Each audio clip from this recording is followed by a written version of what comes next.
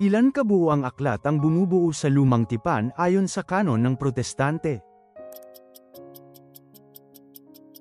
39 na aklat. Ano ang ipinangako ni Jesus sa kanyang mga alagad bago siya umakyat sa langit? Pagkakabuhos ng Espiritu Santo. Nang binabawi ni Ahab ang ubasan ni Nabot, kanino dumating ang salita ng Panginoon para sa bahay ni Ahab? Kay Elias mula sa Tisbe.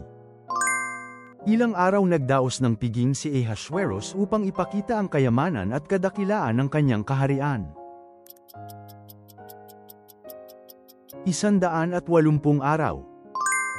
Ilang beses inilagay ni Elias ang kanyang katawan sa ibabaw ng patay na anak ng biyuda ng Sarepta at nanalangin bago siya mabuhay. 3 beses.